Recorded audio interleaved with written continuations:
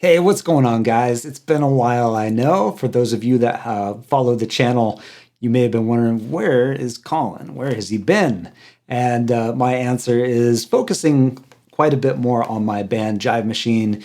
We're kind of getting back into the swing of things since COVID, and it feels so good to be playing in front of people and sharing in that energy. Long story short, it's been taking a lot of my time, but I'm happy to get back to this. And it also brings up a really cool subject, which is what do you do when you just don't have a lot of time to give to music?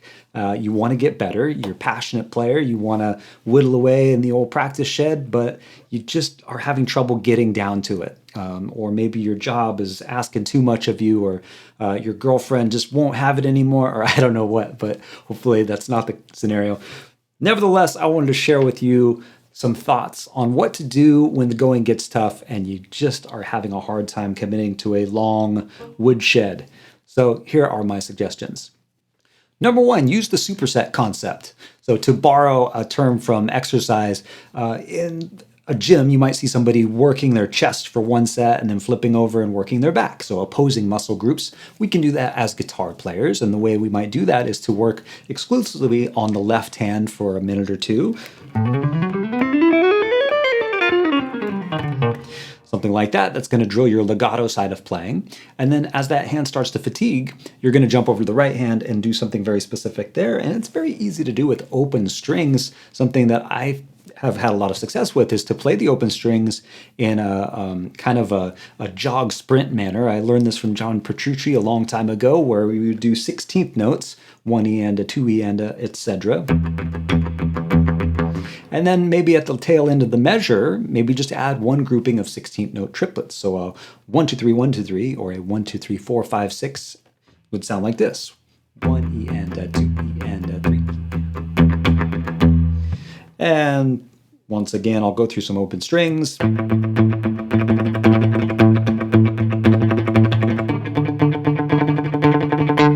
Something like that until my hand starts feeling good and warm. Next up, I want you to think about your gaps as a player. Gaps, I'm just referring to areas in your playing that you're maybe not so confident in, or maybe you're really charged to be a better sweep picking player, but your execution of these ideas is not so amazing when it comes to the spotlight, or when you're up there with your band, or maybe in the recording studio. It's just not coming out the way you want it. That's an example of your gaps. So we got to find those things, and we got to just drill the exact mechanic that is bugging you.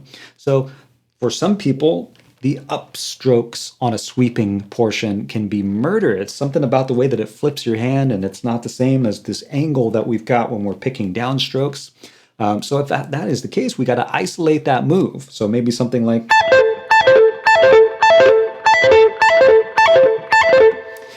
So that's a silly example maybe to some, but really that is hitting the exact thing that you might be bad at. So don't be afraid to get in there. Don't be afraid of it. Don't run from it, but face it. Spend some time there, and you're going to notice even those 3 to 5 minute sessions are going to be huge for your playing in the long run. In my experience, one of the most avoided things to practice on the instrument is your feel or your vibrato. And I've said many times that I really believe that your vibrato on the instrument is your identity. And there are so many players out there. All of the great players had a very distinctive touch and vibrato on the instrument. A way that you can practice this is to think about tempo and subdivision. So when you're bending, don't just... Let me take a moment to think about something out loud, and I hope this helps. Your bending and your vibratoing cannot be a reflex. I think that's a mistake. If you just get on the guitar, you might notice yourself doing these familiar patterns. Did you do that because you wanted to, or because it's such a habit that you are just vibratoing anything and everything? Anytime you make a stop, it's automatic vibrato. Vibrato is a choice. Just like the cadence of your speaking voice and all of the peaks and valleys, we want it to be an experience similar to listening to a voice and as captivating as such.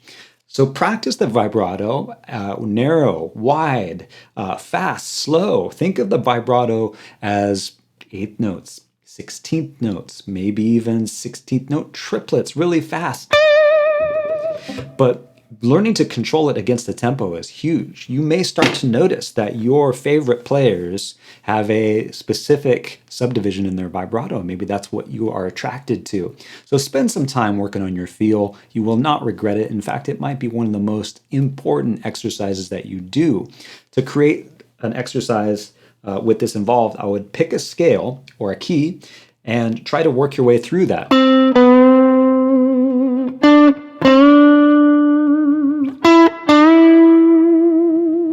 So there I'm doing two things. I'm playing within the confines of a C major scale, and as I'm going from pitch to pitch, I'm arriving at that pitch in my bend first and then adding a little vibrato to it. So doing this with a pulse, a drum beat is going to help you out a ton.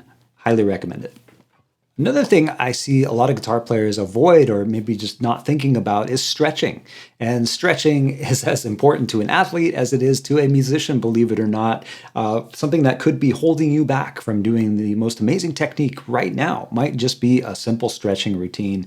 So this is something you always want to do after you've warmed up or played a little bit, so you're not just coming in cold and doing this stuff. But one of the favorite ways I like to do this is add 9 chords or suspended chords. For this example, I'm going to grab an E sus4. It's kind of like an E7 sus4. So I've got 7 on the A string. I've got 9 on the D string. I've got 7 on the G string. I've got 10 on the B string. And then 12 on the E string. So this can be a great one just to work down the neck. You can start where the frets are closest together and then work your way down in half steps. Or you could even create a chord progression that involves these things. But a little bit of this stretching is going to go such a long way for you. I guarantee it.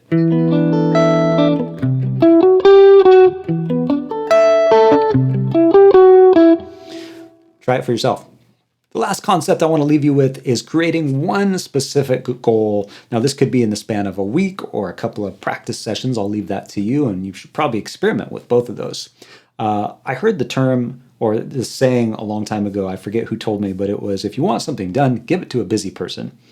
And at first I thought, well, that doesn't make sense, but it really does, because they have no time for you. They've barely got time for anything, and they've got 10 other things they have to do. So it's all about scheduling and finding a way to squeeze everything into that schedule. So if you're having trouble getting to practice, try scheduling it. Put it actually in your calendar with an alarm. You might be surprised. That'll help you to get there. So in regards to that one goal, I want to say that as guitar players, we are very prone to getting stuck in our tracks, stuck in a rut. When it's our turn to solo, sometimes we just go to those familiar patterns that have set in. After years, we can find ourselves doing this. So a way to avoid that is to be intentional in this short little practice time. Write some ideas down in tablature format or standard notation, and think about, what are you tired of hearing and what do you want to hear more of? And sometimes you don't know what that is that you need to hear more of. You just think, God, I suck. I want to hear anything but my playing.